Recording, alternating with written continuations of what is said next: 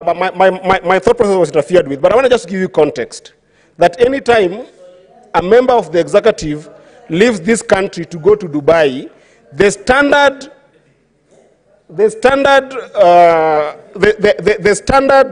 per diem that is given to those members is $877. If you do the math, it's 131,000 if you use the rate of 151, which you're currently using. That means that if 400 members of the of this government left and went to Dubai, then it means that in Dubai alone for those 10 days, the government spent 526 million. If we spend 556... Order, honorable senators, order. Senator Eddy, kindly proceed to conclude your contributions. Proceed to conclude, please. Mr. Speaker, order, Mr. Speaker, honorable senators. Mr. Speaker, you must protect me. And I want to advise fellow senators. You cannot, honorable senators, you will not say that your money is stuck with the executive, and at the same time, you do not want to face the executive. This is what is killing, Senator the Gloria, have your seat. You cannot eat your cake and have it, fellow senators. And especially senators from the Kenya Kwanza side. I am not attacking you. Honorable senators. You will not have your cake and eat at the same time. Senator Miraj, can we have order? You will not have your cake and Senator eat it. Eddy. These are the facts. Honorable Eddy. These are the facts. Order, Senator Eddy. Take your seat. Take your seat. Now, order, honorable senators. Order, honorable senators. Senator Cherengei.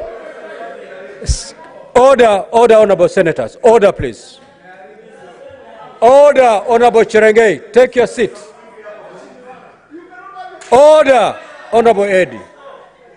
You know, I am... Order, honorable senators.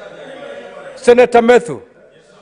You know, I'm beginning to see and to understand why, as a Senate, you can never hold together to gain anything.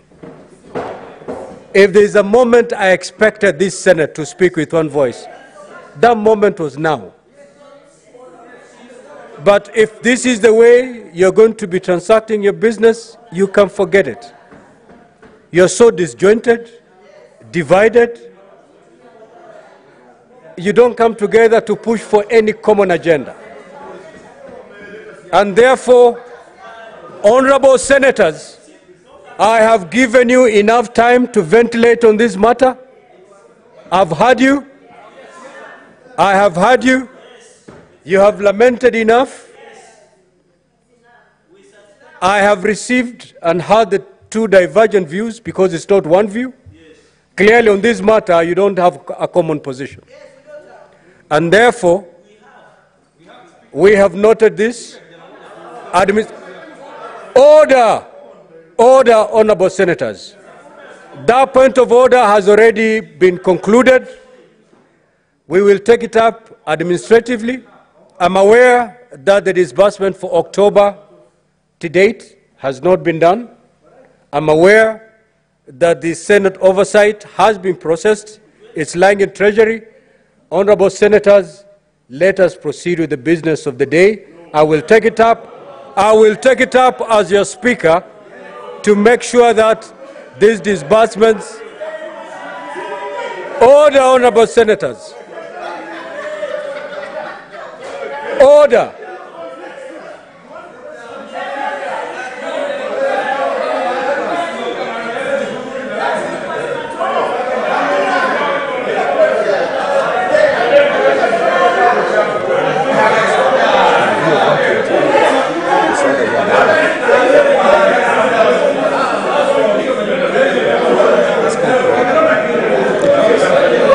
Order, honorable senators.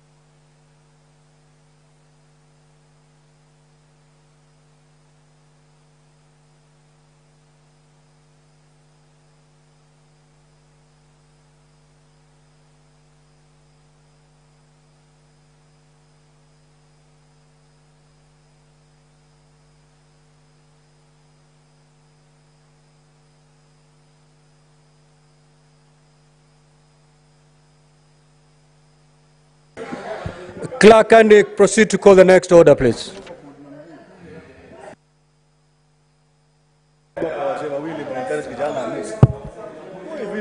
Order number 7, questions and statements.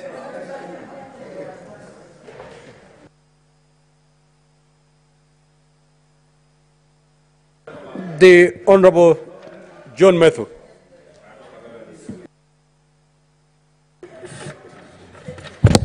Thank you very much, Honorable Speaker.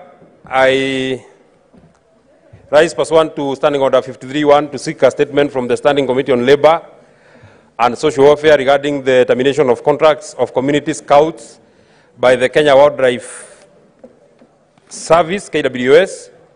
In the statement, the committee should, number 1, state the reasons for the termination of contracts for community scouts by the Kenya Wildlife Service.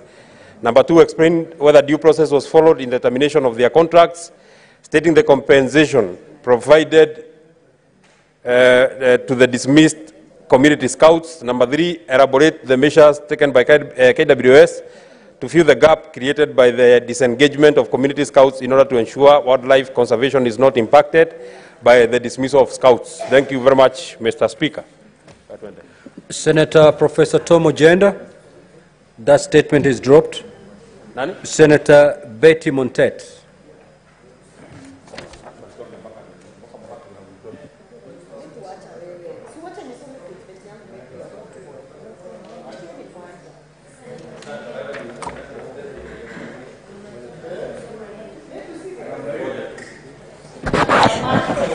Thank you, Mr. Speaker, sir. I rise pursuant to Standing Order number 53.1 to seek a statement from the Standing Committee on Roads, Transport and Housing regarding renovation of stadiums identified to host the 2027 African Cup of Nations AFCON tournaments. In the statement, the committee should, 1, provide a list of all the stadiums currently undergoing renovations by the national government in preparation of the games, indicating the scope of works for which each stadium and the anticipated completion dates. Number 2, give details of the contractors engaged to renovate the stadiums, stating the specific details of the contracts entered between the government and the contractors, including the contract sum for each stadium. And finally, state which government entity is overseeing the renovations and provide clarification on the reported involvement of the Kenya Defence Forces, KDF, in the renovation works, elaborating on the extent of their participation. Signed, Betty Montet, MP. Thank you, Mr. Speaker, sir.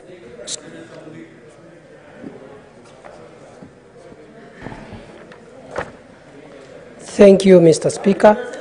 Request for statement on delivery of centrally procured learning materials to schools.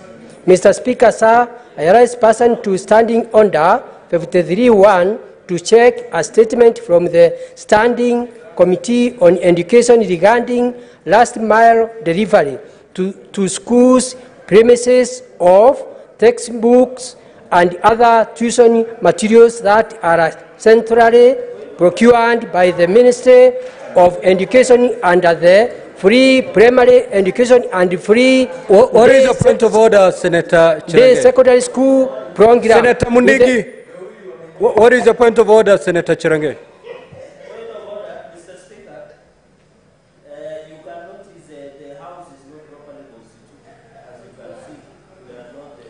Your microphone is not on.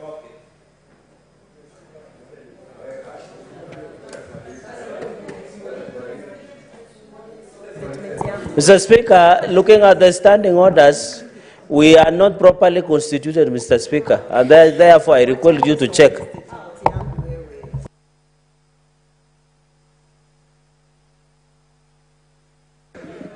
Clerk, kindly ascertain the quorum.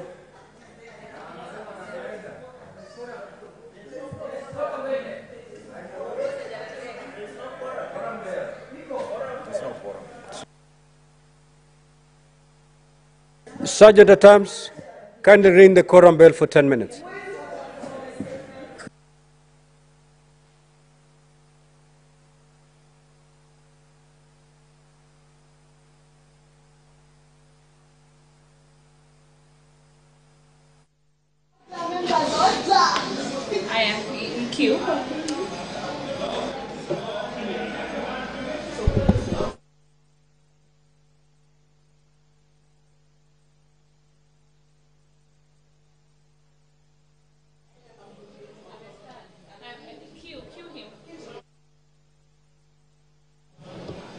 Our dear listeners and viewers, the Senate quorum bell is being rung. This is in line with the Senate Standing Order 41 of the Senate Standing Orders on quorum during proceedings of the Senate.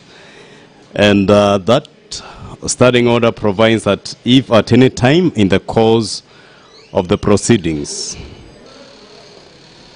of the Senate, a senator objects that there is not a quorum present, the Speaker or the chairperson of that sitting shall count the senators present in the Senate and or the committee as the case may be. 2, if on the count under paragraph 1, a quorum does not appear to be present, the Speaker or the chairperson shall cause the division bell to be rung as on a division. And if no quorum is present at the expiration of the 10 minutes, A, if the Speaker is in the chair, the Speaker shall adjourn the Senate until the next sitting without question being put.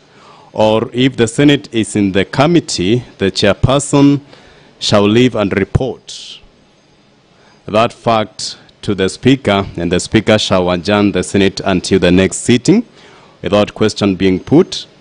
And whenever the Speaker or the chairperson, as the case may be, is engaged in the counting of the Senate or the committee, respectively, the doors shall remain unlocked.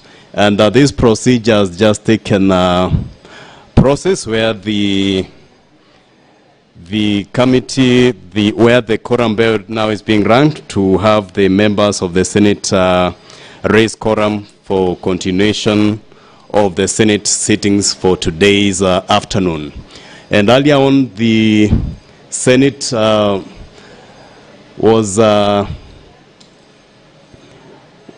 Senate considered rather the motion on alteration of its hours of meeting on Thursday, that is tomorrow, December 7th of December 2023, where they have, the Senate voted to adjourn to hold the sittings rather in the morning hours. That is from 9:30 a.m. and ending at 1 p.m. instead of the afternoon sitting. And Senator for Kakamega, while moving that motion, indicated that this will enable the senators prepare and also be able to travel for the YALA, that is East African Legislative Assembly games that are happening in Rwanda. And then the Senator for Nandi, that is Senator Cheragay, rose on a point of order and then he made the Senate aware and the House and the country to be aware that the Senate members of the senators, that is the staff, are yet to receive their salaries for quite a number of time. And some senators have indicated that they have not been able to receive the salaries for their staff for the last 3 months. And there have been issues on the disbursement of money that is meant to cater for the offices of the senators at the counties, as well as their staff, as well as the issues of their drivers and other staff that serve the senators, including their PAs and their researchers and the like, and drivers. And some senators have indicated that they have been having challenges and problems, their landlords or the places where they have rented their offices, with the rates of them being evicted for lack of payment of their arrears for their offices. And the senators who rose to speak, they castigated the Foreign Affairs, PS, that is PS Singwai, for telling the Speaker of the Senate off for meeting with the leaders of the Somaliland, that is yesterday. And this altercation occurred or took place on the Twitter, formerly, that is now that is X, formerly Twitter, where the PS for Foreign Affairs appeared to be telling the Speaker of the Senate off on matters to deal with the foreign affairs. But the senators who spoke during today's proceedings indicated that the Speaker represents one arm of the government and is also a diplomat in terms of how the nations are governed, and is among the number 3 in terms of command, and therefore cannot be directed on who to meet, and they have called that PS Singwai to order for appearing to direct the Speaker of the Senate on how to conduct himself. And the senators who spoke appeared to lay a lot of blame on the Treasury for how they disband or how they disburse their monies, rather. And when the senator for Nairobi, Senator Sifuna, rose to speak, indicated that even if the Senate takes the route of going to court for in terms of how it has been treated during this term of the government, then even the judiciary is also experiencing cash crunches, and it might be they are indicating that it appears that it's only the executive that is receiving money being padded during the right time when that money is supposed to be disbursed by the Treasury. And quite a number of senators called out the PS for Foreign Affairs, that is Singwai, and among them were senators for Kitui, that is Senator Enoch Wambua, the senator for Marsabit, Mohamed Chute, and the senator for Nairobi, that is Senator Edwin Sifuna.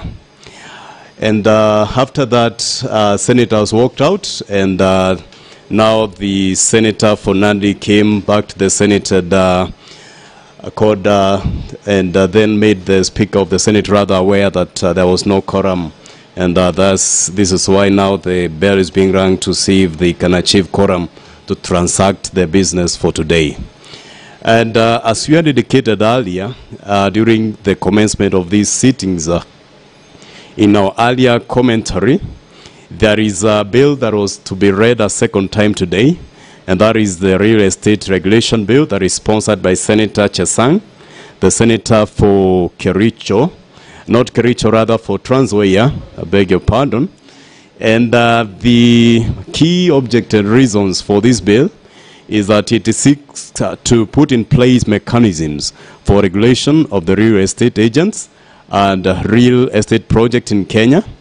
And they have indicated that their reason for coming up with this bill, that is the Real Estate Regulation Bill, is that the Kenyan economy is the largest economy in East Africa, with the real estate market turnover of 100 billion shillings annually. And the real estate sector has witnessed a lot of fraud in the recent past, hence the need for regulatory regime as the current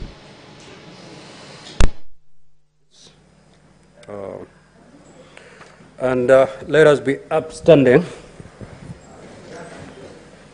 Now, honorable senators, having failed to attend quorum at the expiry of the 10 minutes, the Senate stands adjourned pursuant to Standing Order 41-2A until tomorrow, Thursday, 7th December 2023 at 9:30 a.m.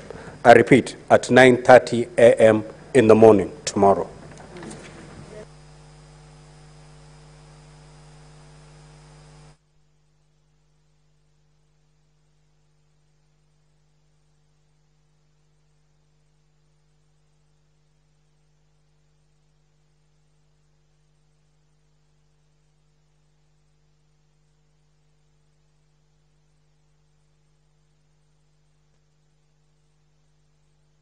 Okay, sir.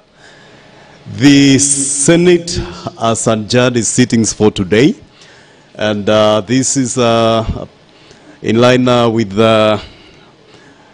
their Senate standing orders, where if there is no quorum, then the Senate has adjourned. That is the standing order that we had read earlier. That is Standing Order 41, where there is a lack of quorum during proceeding of that senator. And earlier on, the Senate approved the motion to sit tomorrow at 9:30 a.m. rather, in order to allow senators who are traveling to Yala, that is East Africa Legislative Assembly Games in Rwanda, to travel. And the Senate also considered a statement by Senator Betty Montent on the preparedness of the country to host the AFCON. And then Senator Cheragay rose on a point of order, decrying that there is no funding for their offices, and this now necessitated the senators to walk out in protest of lack of funding from the Treasury for the operations of the Senate and also their offices. And the Senate has adjourned until tomorrow, December the 7th at 9:30 a.m. Being your commentator, Jeremy Chabari. Welcome.